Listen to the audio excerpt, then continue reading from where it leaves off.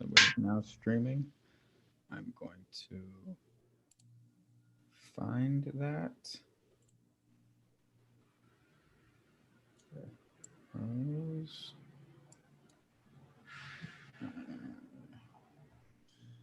All right. Hello. Welcome, everyone, to another PNP Live. My name is Bashan. I'm with the event staff at Politics and Prose. Before we do get started with our event, just a couple of housekeeping items we wish to go over.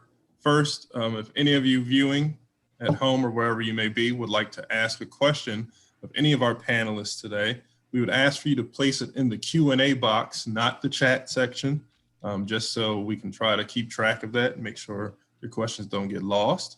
Additionally, throughout the event, you will be able to go to the chat section where you will find a link which will direct you straight to the Politics and Prose website where you can purchase a copy of Black Magic.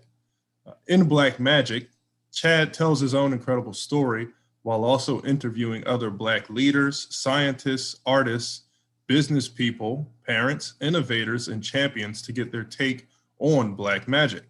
This revelatory book uncovers Black experiences in predominantly white environments while demonstrating the importance of staying true to yourself. Chad Sanders is a writer, director, actor, and musician based in New York City. Previously, Chad worked at Google and YouTube and as a tech entrepreneur. Chad's op-ed pieces have appeared in the New York Times, Slam Magazine, and Teen Vogue. Chad is a graduate of Morehouse College, a Morehouse man, and he is born and raised from Silver Spring. Chad is joined today by Dr. Nicole Cooper. Dr. Cooper is currently head of healthcare policy at Lyft. In this role, she develops and manages Lyft's national healthcare policy agenda while expanding Lyft's presence in the healthcare sector. Since 2016, Lyft has worked with healthcare organizations across the country to help communities in need, including low-income individuals, the elderly, and people with disabilities, travel to health services such as dialysis treatment, chemotherapy, and prenatal care. Also on our panel today, we have Abdul Harris, also known as Dulo. Dulo's work in the acting and comedy arena has captured and compiled a growing social media following, trekking in, or maybe already at, 2 million supporters across all platforms. Well known for his role as, excuse me if I mispronounce this, Tunde in the viral web series, African Booty Scratcher, with close to 10 million streams. Dulo has also made a strong presence on the comedy stage. He has hosted events worldwide, including the Hollywood African Prestigious Awards, housed at the Alex Theater, alongside actress Kim Whitley. He has performed at the Comedy Store for Crack 'em Up Thursday, as well as the Hollywood Improv. Dulo was also a reoccurring personality on the Wild 'N Out segment of the Roland Martin News Show on TV1. Dulo is currently working as an exclusive creator with Pro Football Network, profootball.com, the hub for exclusive NFL, NCAA, CFL highlights, news, and updates. And last but not least is Andre McCain. Andre is a native of Washington, D.C., and the founder of Half Smoke, a modern-day gourmet sausage restaurant in the vibrant Shaw neighborhood of Washington, D.C.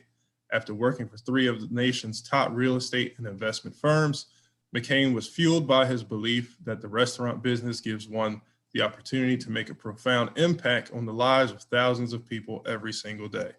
Without any further ado, I turn it over to you.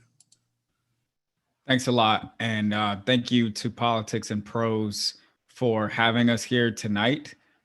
Today is a very important day for me. It's the launch day, the release day of my first book, Black Magic.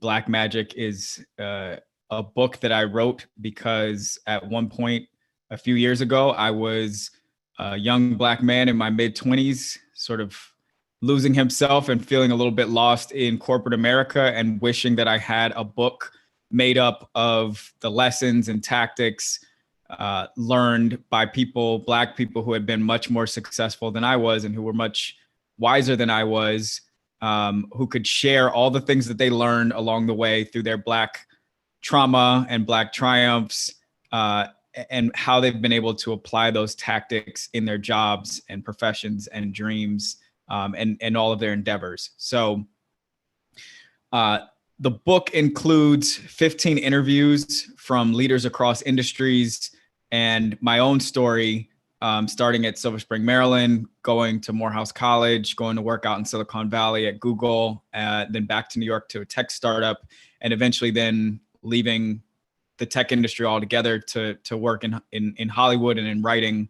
That journey is interwoven into the book. But tonight, more specifically, I wanted to talk to three people from where I'm from, or from close to where I'm from, which is Silver Spring, Maryland, Washington, D.C. Three people who I admire, three people whose careers I have been watching and learning from a not so far, and three people who I know to be pretty bold and I would say even edgy, honest speakers about their opinions, their points of view, and also three HBCU graduates to talk about the concepts in this book. I wanted to get us together to delve into everything that's uncovered in this book and explore the themes. And so with no further ado, they've already been introduced. I'm just going to get straight into the questions. So the book Black Magic, the way that it is sequenced is that I traverse all of the different places, the different environments that I believe people come to understand their Blackness. So we start in the home, we move into grade school, we go to college, some of us. From there, we enter the workforce. And then the fifth chapter, which I think underpins many Black experiences, is about church spirit and faith. In this country, 97% of Black people are reported to believe in God. That's the highest of any demographic in the country. And in my book, at the end of my book, I wanted to explore how that relates to how we see ourselves culturally. But I'm going to go back to home where it all begins for all of us. And I'm going to read an excerpt from the book, and then I'm going to ask a question. So here's the excerpt. My mom was an executive at Verizon for most of my childhood, and she ran our kitchen like her boardroom. Dinner time was regimented. Each time we sat down at our rectangular wooden table, we'd first say grace together. We took turns speaking to God on the family's behalf at each sitting. Then my mom would recount the activities of the day at her Fortune 500 employer. By 12, I was familiar with rebrands, layoffs, office politics, and the unstated rules of corporate culture. My mom engaged us in these conversations not as children, but as thought partners. We were invested spectators as she ascended the ranks from entry-level MBA to senior director over the course of my childhood. Race was an important factor in every discussion. In the book, I recount how I learned so much about business and race at that dinner table outside of my classrooms. So starting with Dr. Cooper, I want to ask you, how did you grow up and when did you start to understand your Blackness and the role that race played in your life? Thank you for having me as part of the panel, Chad. I have to say, your book was terrific and I'm very proud of you and just really happy to be part of this discussion today and honored really to have been selected. So I'm originally from a neighborhood in Northeast DC called Dingmud. Happen to be from the very same community as Andre, and I'm a proud product of the DC public school system. I actually grew up in a non-traditional family dynamic, having been raised by my maternal family members, mostly my grandfather, my mother's father. And I would say, in thinking about my home in retrospect, I grew up in a low-income neighborhood and a low-income family and household, but I didn't know it, right? Because everyone around me was also poor and low income. What's even more sort of telling as I grew to become an adolescent and beyond was what it meant to be from a low income community in Washington, D.C. and this stark polarity, right? And that you're from the nation's capital and yet we're so unexposed to everything happening in the most powerful city in the world.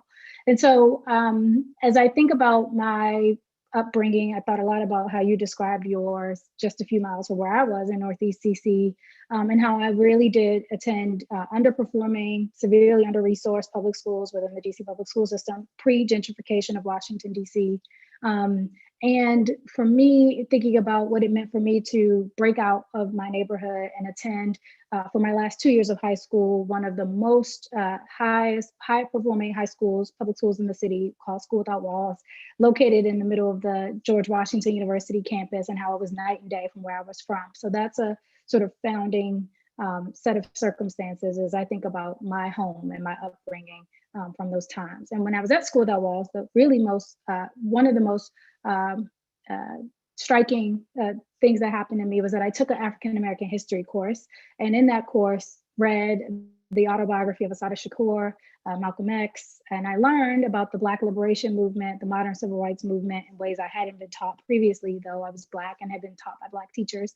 And I stopped perming my hair, went natural, if you will, and just really had an awakening, which led me to choose Spelman College as the college that I attended. But that's a little bit about where I'm from and how I grew up, if you will, through high school.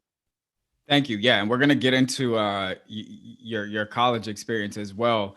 Andre, can you tell us the same? How did you grow up, and when did you start to reckon with your Blackness? Yeah, so first of all, again, thanks for having me, Chad. Just amazed at everything you've been able to do. Dr. Nicole, it is a pleasure to see you after all this time. It's amazing to be on here with you, and also Abdul as well. I would say I didn't really realize my so-called Blackness until I studied abroad in college and went to Barcelona. That was the first time I was kind of a fish out of water, so to speak, and was in an environment that wasn't controlled in a way. I think up to that point, whether it was growing up in the neighborhood, which, as Nicole alluded to, pre-DC gentrification, like, basically the hood kind of thing, but growing up from there through elementary school, middle school, high school, college, there was such a familiar environment wrapped around my experience that I could rely on, versus when I studied abroad, it was like, oh, wait, it's a whole different world. And it doesn't revolve around some notion of like African-American culture.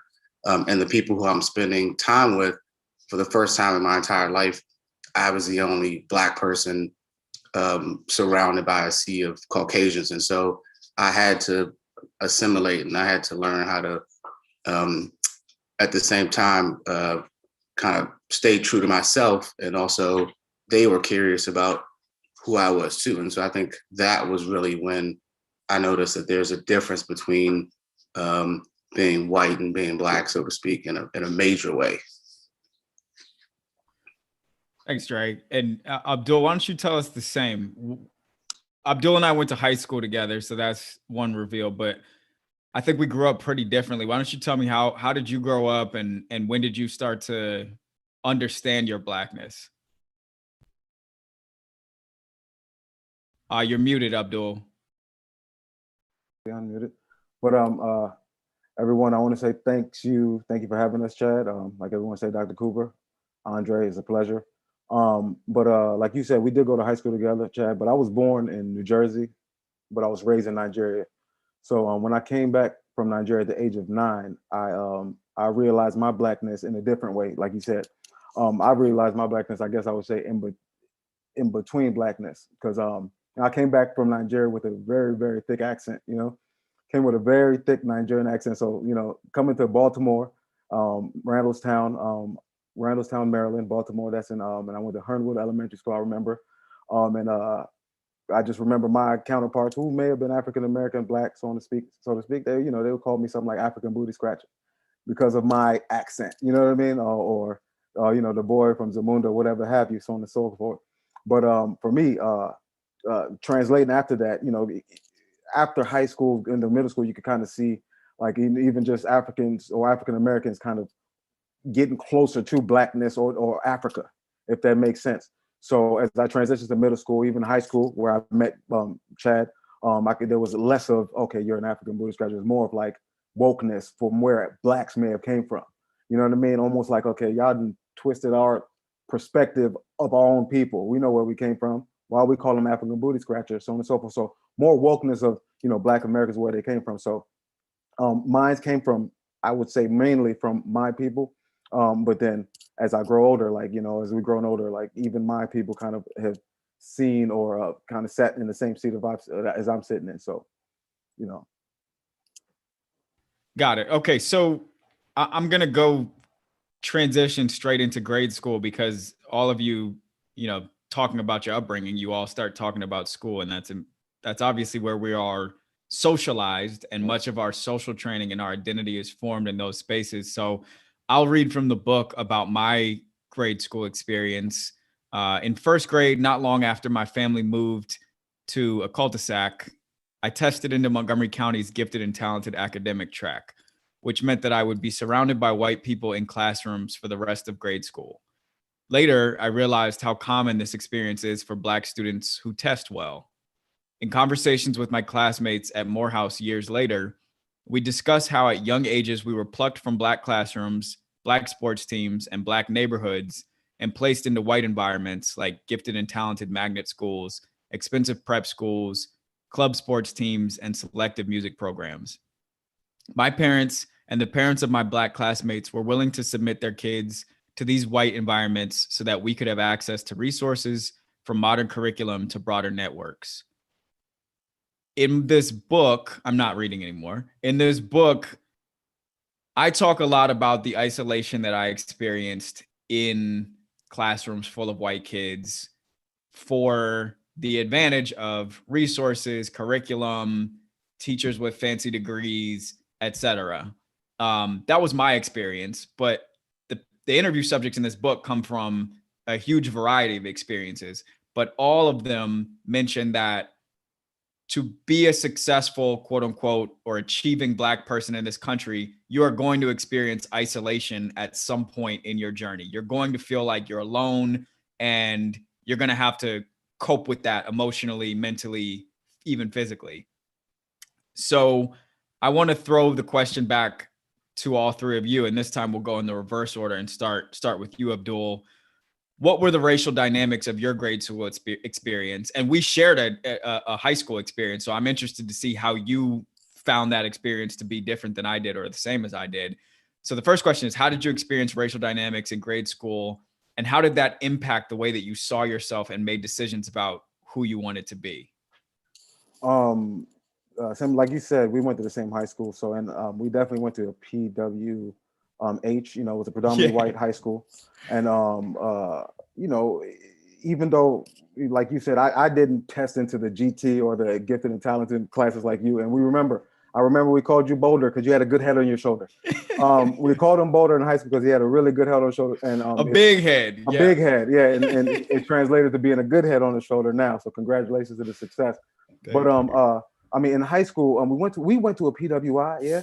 And I would say mine was different from you because I wasn't in all the GT classes, to be honest. I wasn't in the GT classes, maybe because I was brought up. My parents didn't necessarily, I'm first generation Nigerian. So my parents did not, how do I test you into, the greatest school? Not saying that I would have passed to get into those tests. I'm not saying that, but they did not necessarily how to, know how to get into those next level of education. But so I was mainly with, I would say, more of a diverse crowd of people when I was in school, when I was in classes, so on and so forth. But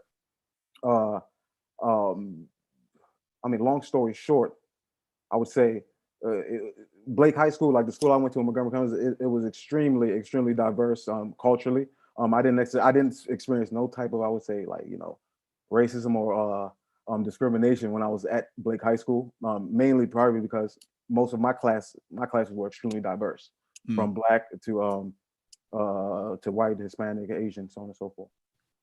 Okay, and Dre, tell me the same. What were the racial dynamics of your grade school experiences, and how did they color the way that you thought about yourself and who you wanted to be? Yeah, I think it's interesting how you have you've assembled a panel of people who kind of have shared environments, but not necessarily shared experiences. And you know, me and Nicole go way back. And way back means to like kindergarten. And I remember it used to be me, Nicole, and this dude named Walter, and we used to kind of compete in class in terms of like who was like the smartest. This was like kindergarten kind of thing. And that went on from kindergarten until maybe like 6th or 7th grade or something like that. 8th grade. But 8th grade, okay, see.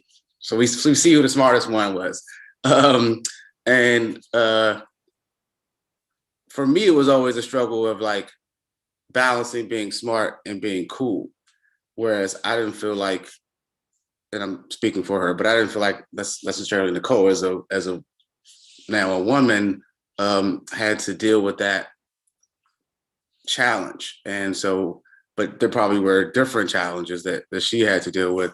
And so I think one takeaway is, as a male, especially in grade school, in a Black school where your environment, the kids around you are not necessarily trying to,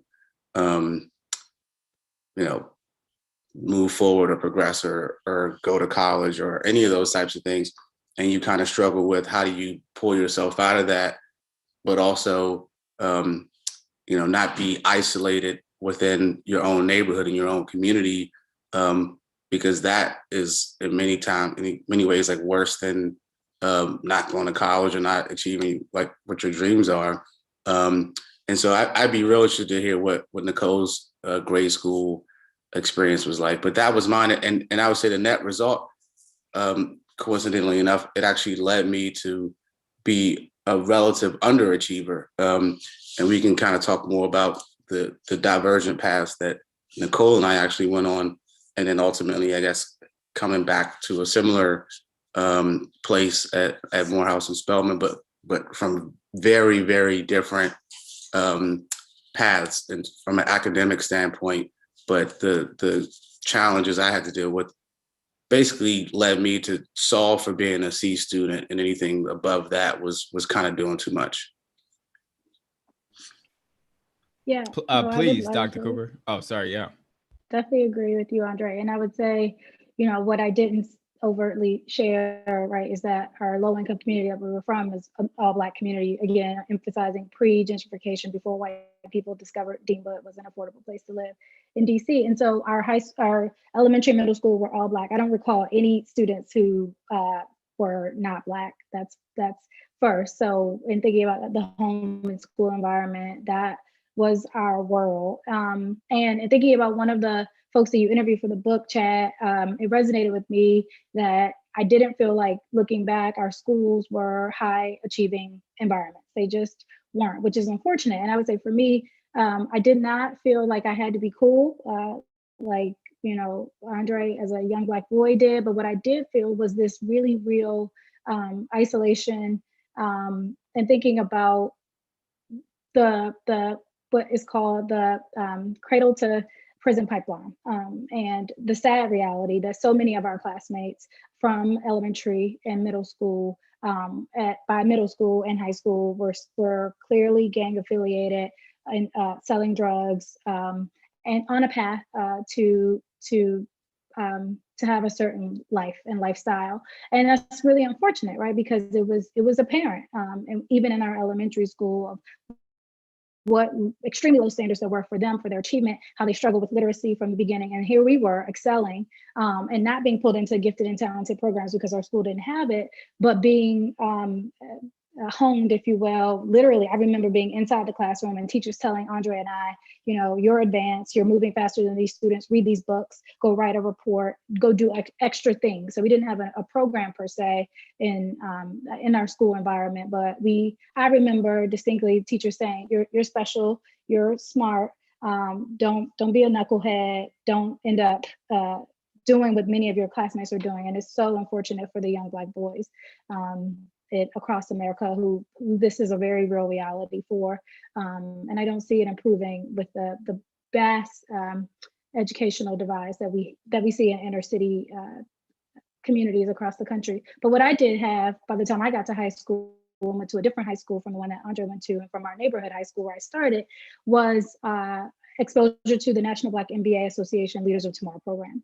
And those mentors were incredible for me and for the other students, that they really stepped in to be really hands-on, high-touch mentors too. And what also helped me quite a bit in developing into who I am is that I studied those mentors. I looked at how they dressed, how they spoke, the sororities and the fraternities that they were part of, the HBCUs that they attended. And I was like literally taking notes around how they were embodying and modeling for me something I had not seen from my community. And those mentors remind me to this day of what that looked like and how far I came, so to speak.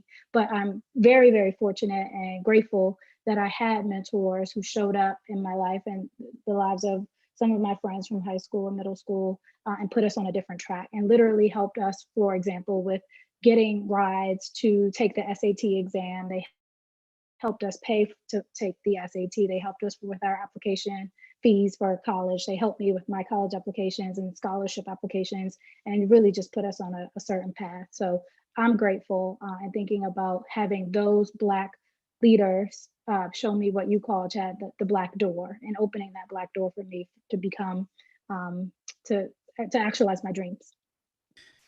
Yeah, and so what Dr. Cooper is saying, the Black door that she's referencing is what I name as sort of these opportunities that open up through Black mentors, Black recruiters, Black teachers, Black coaches, Black networks, Black companies that are often, just being frank, that are often looked down upon, that are often considered to be less than, because they're primarily run and operated by Black people.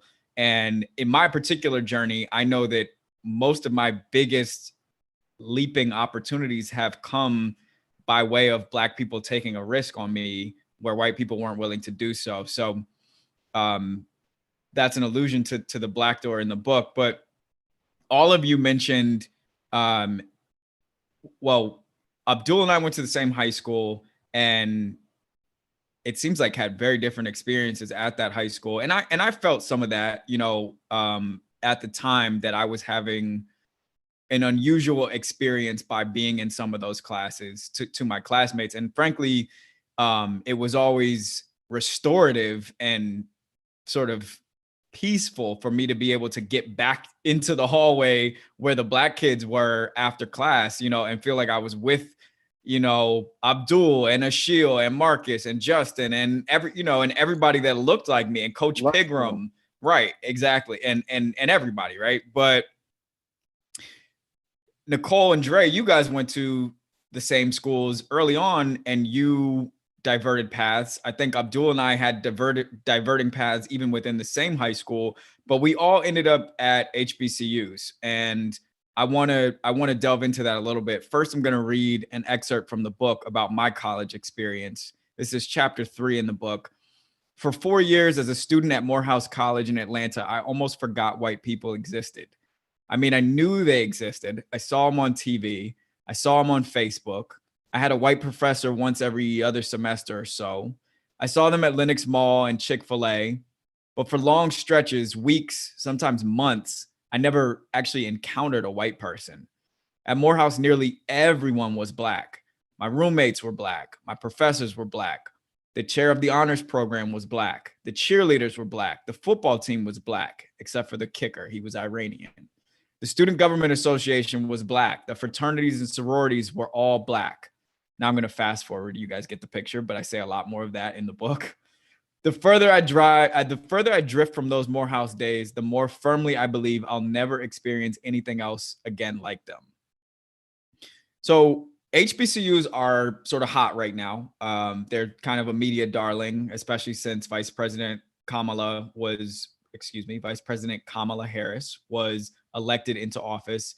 People talk about being able to breathe in this book once they got from wherever they came from to an HBCU, right? Whether they came from a super white high school, a super Black high school, or otherwise, something about getting inside those gates at Morehouse, at Howard, at Hampton, at Morgan, at Florida A&M, at North Carolina A&T. It just gave people oxygen that they were missing wherever they came from or that they didn't know existed. That's what people say in the book. So I want to ask all of you, especially because HBCUs are often criticized for not having the same resources as PWIs, for not being reflective of the national demographics. Why did you all choose to go to HBCUs? And also, please shout out where you went when you give your answer. And how do you think that decision impacted your life? And let's start again with you, Dr. Cooper. Sure. So I had the great fortune of attending Spelman College, and I don't often do this, but you just made me think about where I ended up going for my doctorate, Harvard University, by many measures, the best institution in the world. And yet I, in no way, think that Spelman is not as good as Harvard. So in thinking about my time at Spelman, it was magical. I often wish I could redo it, redo that time period in my life, if you will. I think it was one of the best decisions I've ever made. And I appreciate and recognize that the world, the US needs Spelman College to keep creating, nurturing Black women leaders. I'm so sure that many audience members saw just this week that Rosalind Brewer has been named as the new incoming president of Walgreens, now the only Black woman to lead a Fortune 500 company, and she's a proud Spelman alum, member of our board.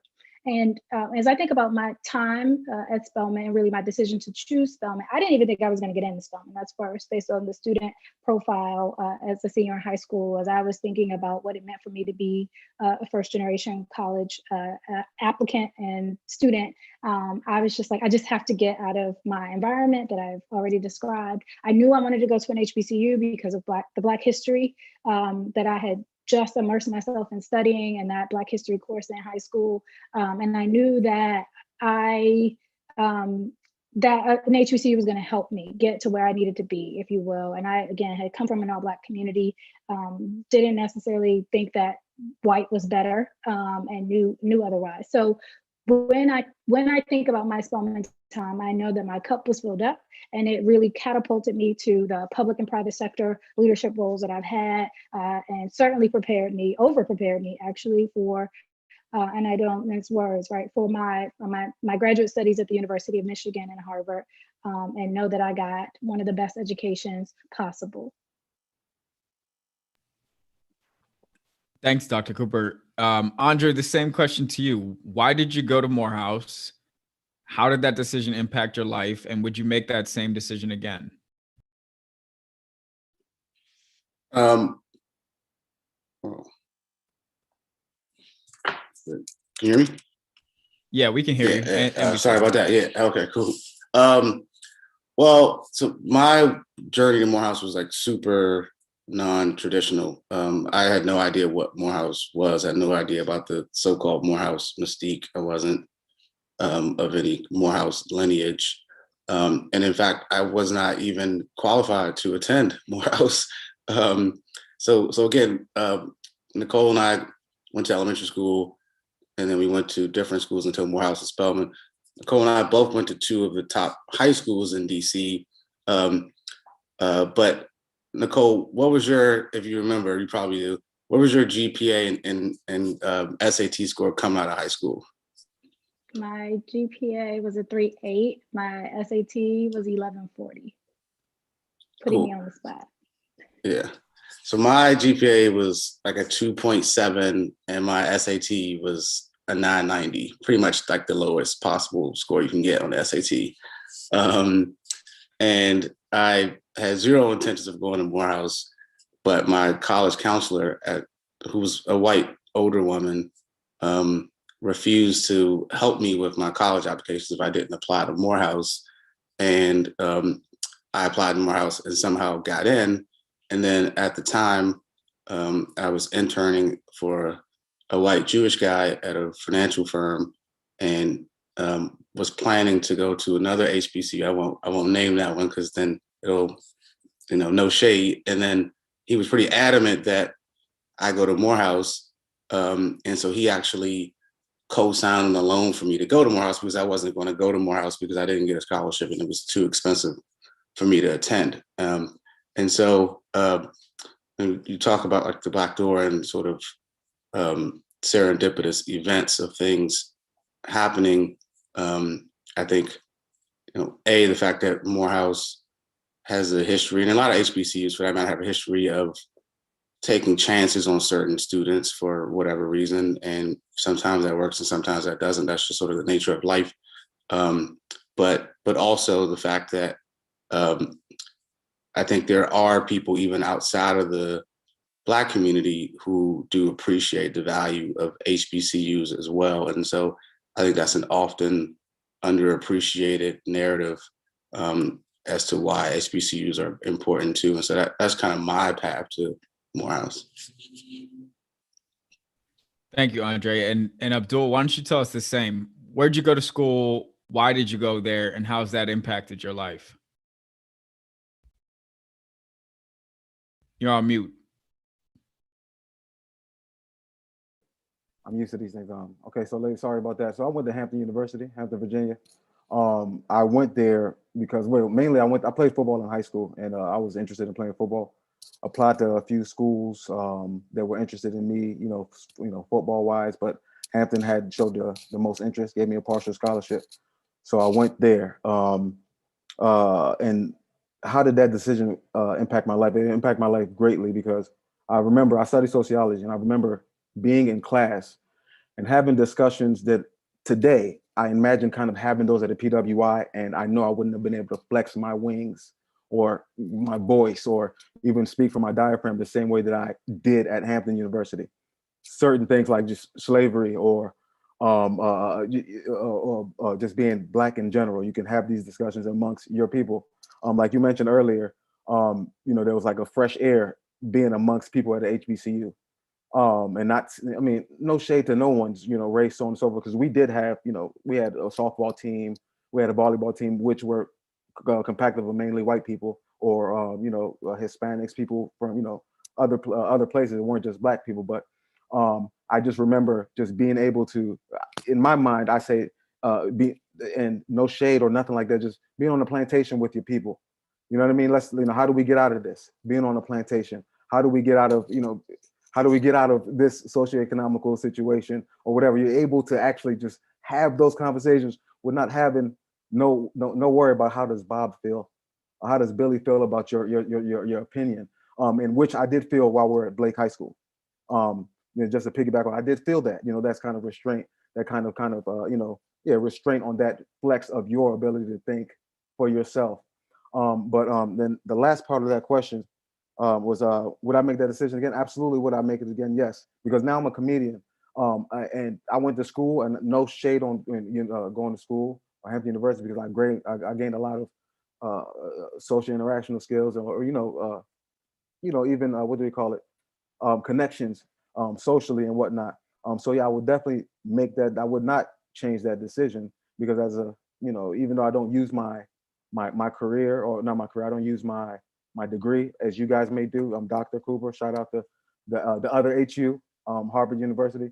But since I don't use my degree for employment, but I do use what I learned at the HBCU to reach my audience. Like you said, I have a big over 2 million online presence of like supporters and whatnot, which has sculpted my career. So I would not change that one bit because of them.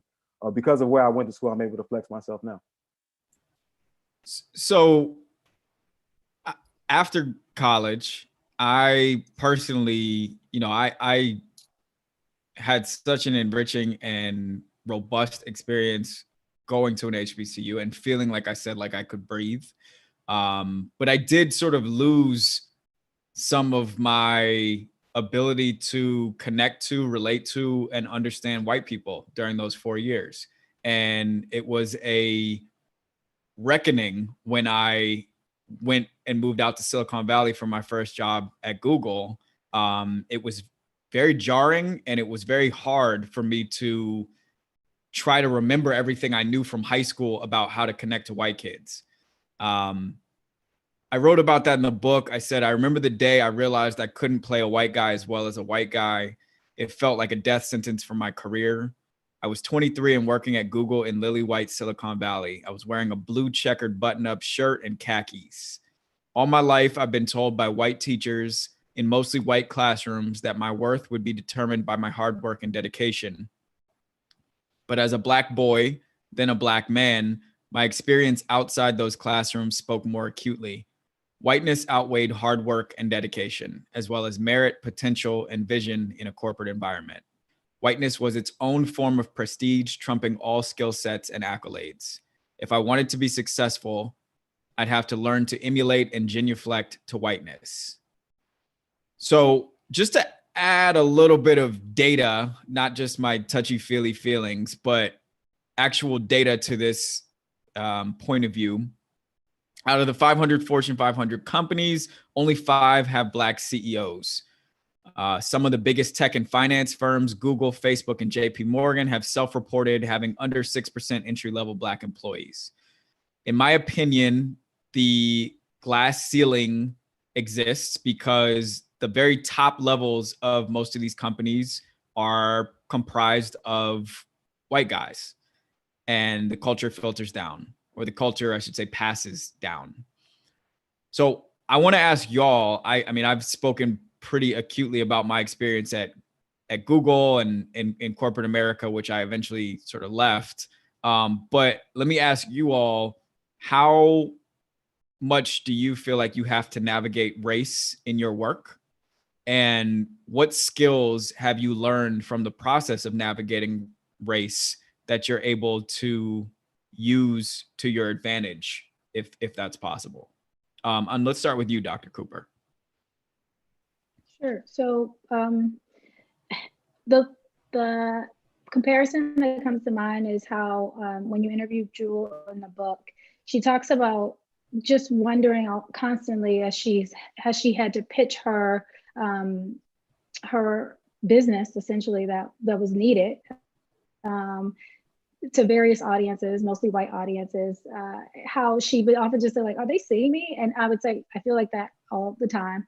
And I often wonder if I'm not being heard or seen because I'm Black, because I'm a woman, because I'm young, and what is the issue? And I often even feel as if, you know, for example, in making presentations in my everyday corporate role, that sometimes I am literally, the thing that I have just presented for certain audiences is not absorbed, right? And then I often wonder, is it because they were looking at my hair? Were they thinking about my tone, whatever? And it often comes up, right?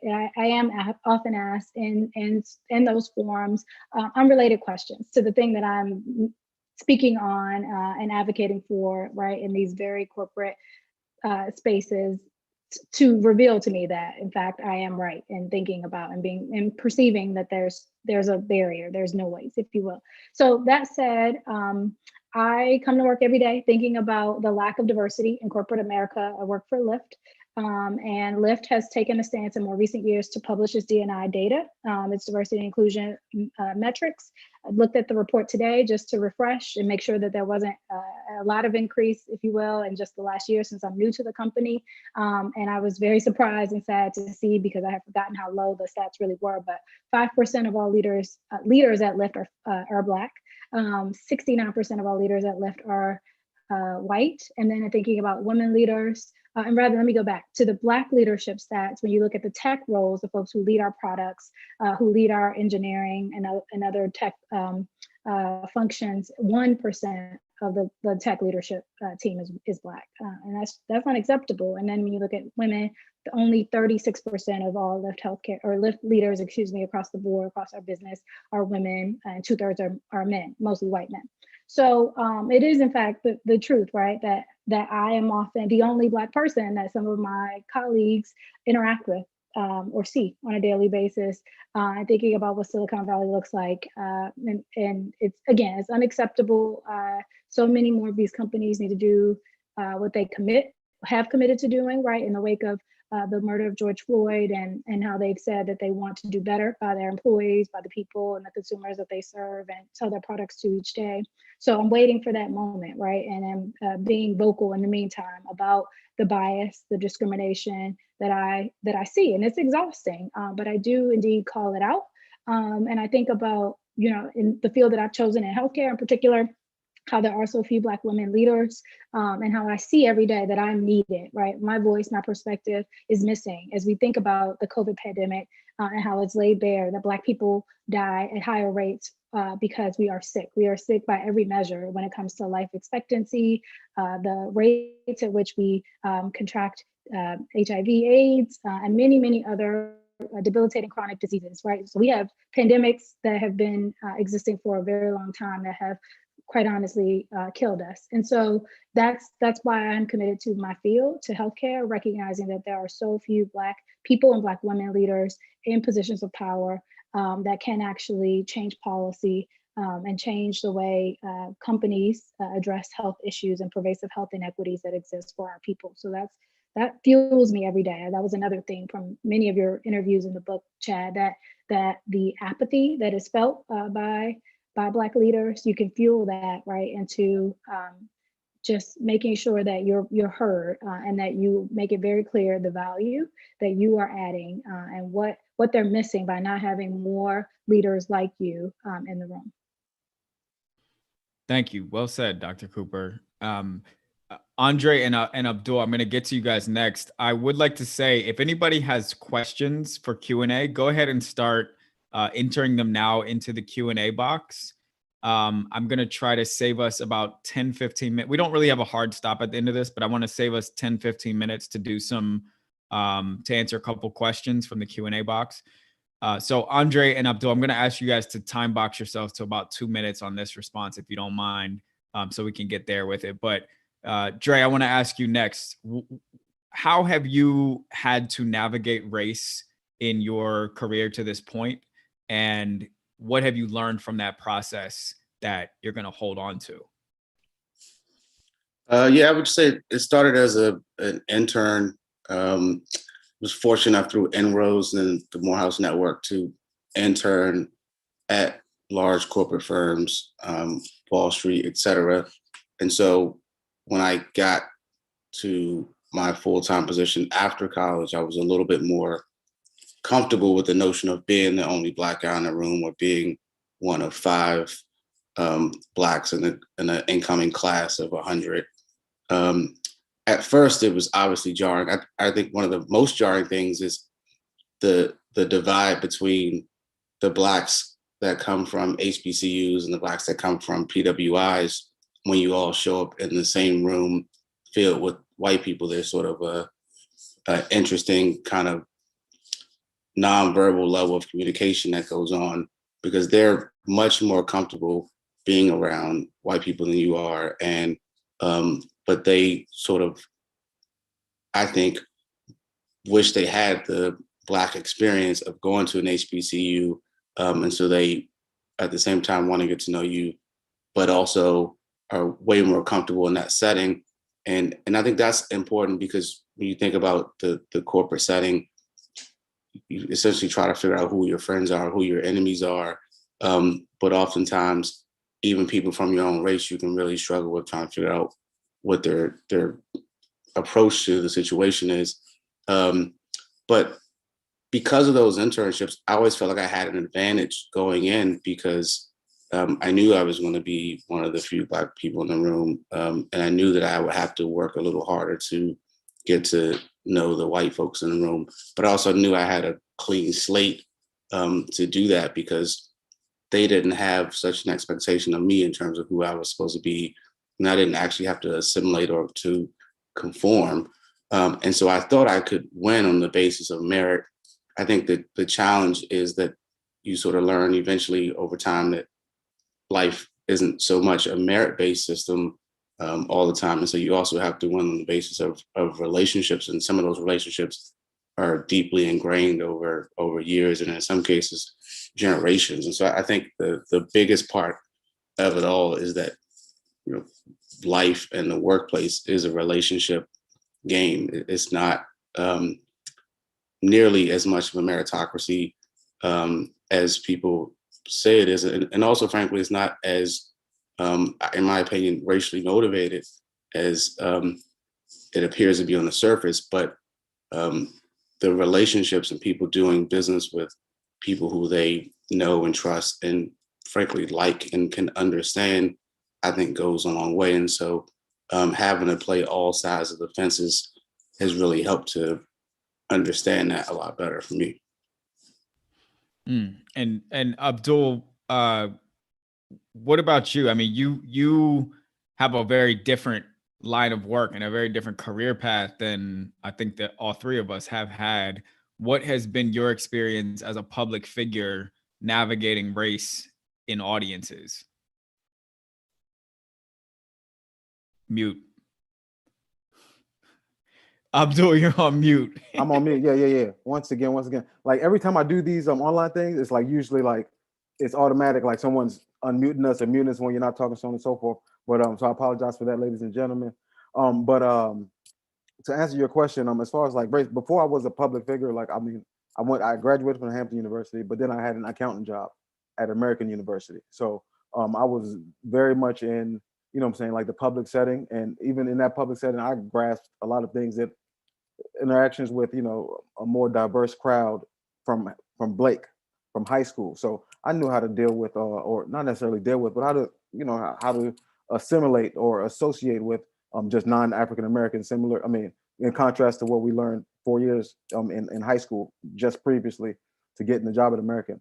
But as a public figure, I decided to leave my job because, I mean, to be frank, I feel like individuals need to definitely do what they love to do.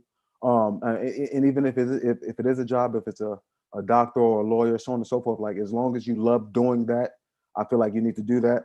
And in any job, you'll have to deal with, you know, certain races or so on and so forth. While I'm on the stage, I never intend to be racist, even though like as a sociology major, like it's natural for me to let's talk about the differences between us and let's make it funny. Period. I don't care. So as a comedian or as a entertainer, social media figure, so on and so forth, I necessarily don't. I know my intent is never to be racist. So if I have something funny in comparison, it might be prejudiced a little bit. But if I have anything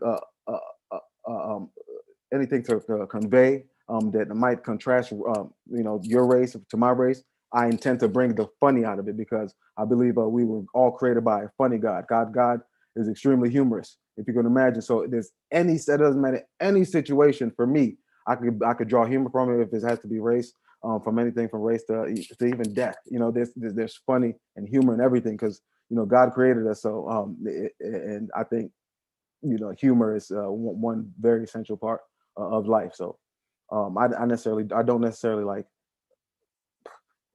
think of race when I you know, approach my job at all. So thank you for that, Abdul. So I am going to say now I'm going to thank all three of you for joining us, which is to say you all are welcome to stay as long as you feel like staying. I think they're not going to stop us now. So we're going to have some Q&A. So if anybody has to jump for any reason, if anybody has to disappear, if Dr. Cooper's baby boy starts calling her, whatever, you guys can trickle off. But otherwise, let's get to these Q&A questions. And I'm going to read them and then I'm going to ask one of you to answer after I have a read.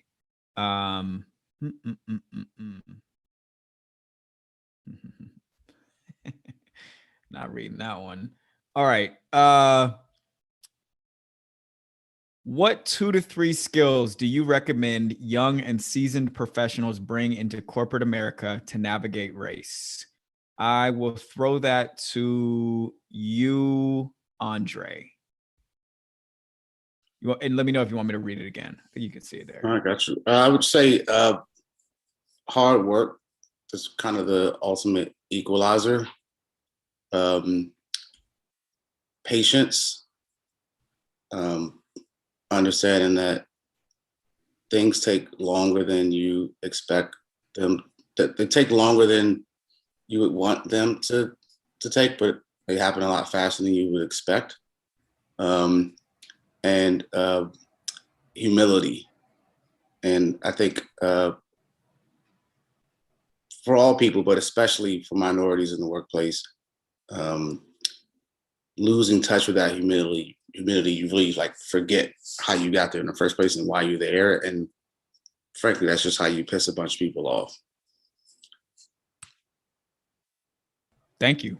Those are great answers. The next one I'm going to read here, it says, what do you recommend Black mentors and guardians do to ensure Black children take their education seriously?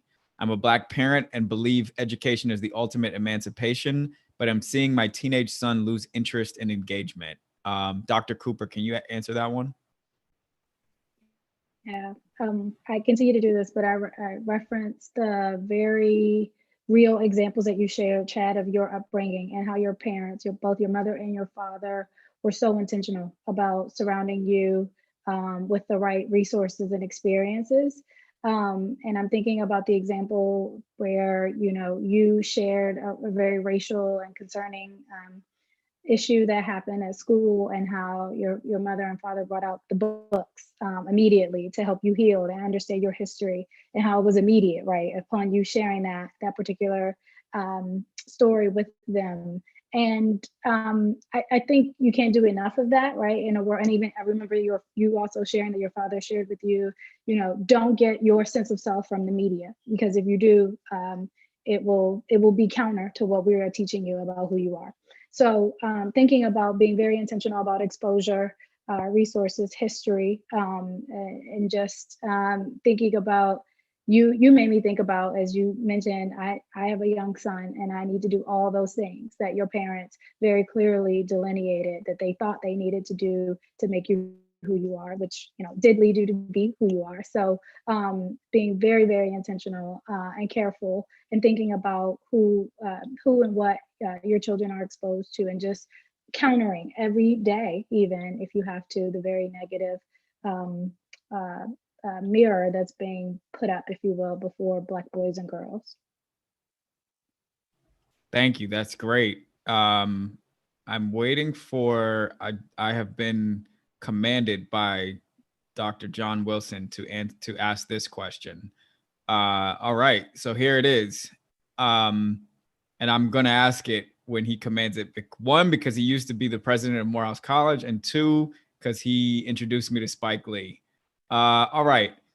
If you come to be worth $5 billion, would you give to your HBCU, and why? Well, if I came to be worth $5 billion, I would give to my HBCU. I would give some of it to Morehouse. And how much would you give, he asks. Okay. This is a great question.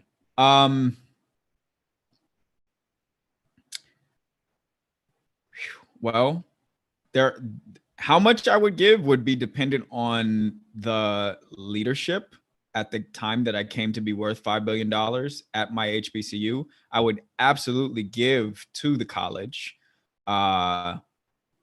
Without naming an exact dollar amount, which might be cheating, here's my answer. I would try to give enough to pay off the student loan debt for all 4 classes worth of students at the time that I came into it. And I would probably try to keep doing that as frequently as I could. I don't know. I can't do the math in my head to know how much that is. But I say this because I didn't have student loan debt coming out of college. And frankly, not having that liability allowed me to sort of float around and figure out what I wanted to do and what I wanted to be without this ticking clock of having to pay down that debt over years and years and years and years. I still remember the day and the moment that my dad paid off the last check that he owed the University of Michigan for his law degree. And I was probably a teenager. I think, it probably took 20 to 30 years for him to do that. And it buoyed him with tremendous opportunity to have that sort of degree. But I think not having that debt myself, I was able to experiment and fail and flail and try new things and eventually find myself doing something that I loved and care about and that can be lucrative. So I would want to give that same gift to the students there. That's my answer. Dr. Cooper, what's your answer? Yes, I'm not yet worth $5 billion, but still give to my beloved Spelman College and owe Spelman a lot, quite honestly. And so to answer the question, I would both give before dying. I would bequeath lots of money to Spelman College. I would want to fund Spelman students like myself who are from inner city, who are first generation college students who are pursuing, and I wouldn't specify all of this, but would want to make sure that I leave behind my legacy around ensuring that Spelman continues to create healthcare leaders, and thinking about the training that I received in the field of public health that set me on a track, and how I learned about the field through the lens of addressing health inequities for Black people, and how that training is very unique to both Spelman and Morehouse, where I took some courses as well. But yes, I would give lots of money, both before passing on and thereafter, and thinking about my legacy. Thank you, Dr. Cooper. And how about you, Andre? I've been just thinking more and more out of the box over time. I still have student loan debt from Morehouse, so I think that the student loan thing and the debt and the cost of Morehouse and college is just astronomical and it's ludicrous. I would take the $5 billion and try to find a way to give it to the president as a donation so that they can find a way to make just college free. Because until we eradicate the cost of college, you're really going to have a whole bunch of people who, just like me, wouldn't have gone to a certain college or college at all because of the cost. And so I think trying to find a backdoor way to just get the cost down or completely to zero, that's what I would try to spend the money on. Okay. Oops. Thank you. I'm going to move on to another question and start with you, Abdul. What are the things that drive you to not settle with your success? The first thing, it's capital BIILLSS, bills. All right, that's the first thing. It would be bills. Ladies and gentlemen, the first thing that, I would say the first thing that you don't want to do is to let your success be the catalyst to your failure. Getting happy in where you're at, you know what I mean? So for me, there's sky's the limit where I'm at. So I don't know what people's definition of success might be, but for me, it's not, I don't think, what is success? No, I'm just on a journey to continue to succeed. I'm on a journey. So I don't feel like, that's very cliche, and I don't think I'm the first one to say it. Success isn't a location, you know what I mean? It's a path. All right, I'm on a path of success, and I'll always be on a path of success because I always want to continue to succeed. So whenever you get to a plateau or platform, just know that there's always a next step to that. You don't want to get to one place and just stay stagnant. So for me, it's my success it's an ongoing thing. I know that, I expect it, and that's what it will be for me. This one is from my dad. He says, what are one or two extracurricular activities you were involved in school that helped you grow into the person you are today? I'll start with you, Dr. Cooper. Believe it or not, I was a competitive cheerleader. So that probably instilled in me confidence, helped keep me fit as well, which is an issue for young Black girls who have the highest rates of obesity, and thinking about health disparities the way I see the world. Young Black girls have the highest rates of obesity of all girls in the US. And then thinking about how I was a member of the debate team, actually, and how that also instilled a different set of confidence, public speaking, sound and critical analysis, and how that was a big part of my high school journey. How about you, Dre? I did a bunch of extracurriculars, but to be honest, if I were to look back on it, I would have just focused more on the classes. I think I noticed this a lot at Morehouse, and I'm sure President Wilson would attest to this, is that you could get so caught up in the extracurriculars and kind of doing, like trying to be overzealous about your ability to do all these different things, versus kind of focusing on the core aspects of the experience. And so in hindsight, I wish I would have focused even more on the academics part versus trying to have a so-called well-rounded experience, and then really trying to hone in on like developing hard skills from the academics versus some of the less tangible skills from extracurriculars. Got it. So one more time, I just want to thank all of the panelists for joining us. You all were extremely insightful. You all are very, all of you are people that I admire in your own right in what you're doing. And I'm sure, hopefully, that we will all cross paths many more times in this journey. I'm going to answer one more question here myself. And then that's going to be it for us. I think someone asked where they could watch your performances, Abdul. I think it would be great if all three of you could just put anything, Instagram handle, whatever, something, however people can sort of follow you or track you or reach out to you if you're open to it. Please just drop that in the chat while I'm answering this last question. And then that's going to be it. We're going to say goodnight to everybody.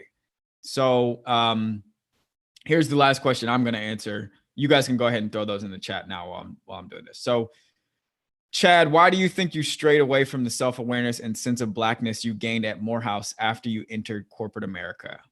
That is more or less the question I am trying to answer, honestly, still for myself.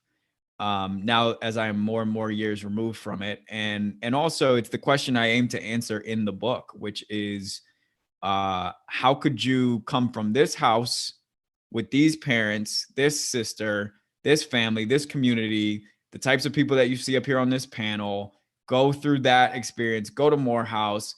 How could you do all that and still betray yourself once you got to corporate America? And I think the two answers that are most clear to me are, one, that is the sort of force that is corporate America, is when you are a young person removed from college or wherever it was that you were getting your sense of identity, and you're placed in this new world that they really build to be a fully designed and engaging world around you that makes it feel like the place that you're at, whether that's Google or Cisco or McKinsey or wherever the hell it is.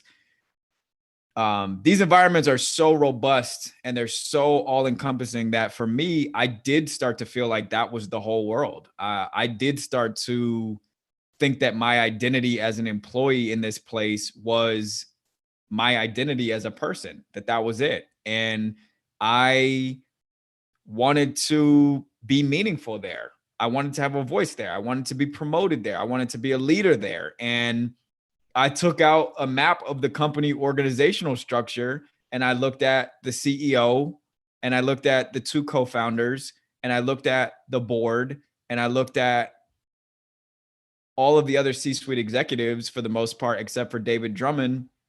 And I saw a bunch of white people, and it wasn't difficult for me to do the math that if I wanted to get there, I needed to speak their language. I needed to emulate their interests. I needed to be interesting and engaging and respected by those people. And so as a 22-year-old, I tried to do that by being like them as best I could.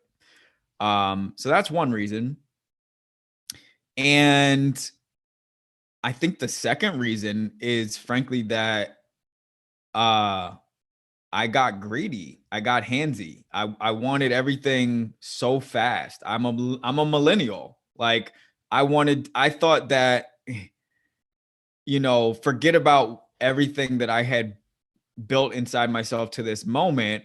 I just wanted to jump on the next thing that looked interesting and exciting. And, you know, for me, that meant in some ways abandoning who I really was. And it's been a 10-year, 12-year, however many year process of reclaiming who I was before that. So that's my answer to the question. Everybody, thank you for supporting us. The link to the book is in the chat. I have my book here. It looks like this. It is available literally everywhere that you buy books: Indies, Barnes and Noble, Amazon, if you so choose. And you can follow everything I have going on with the book here on Instagram. Oops, I sent it to the wrong person. And I hope to hear from everybody and see everybody soon. Thank you, panelists. I really appreciate y'all.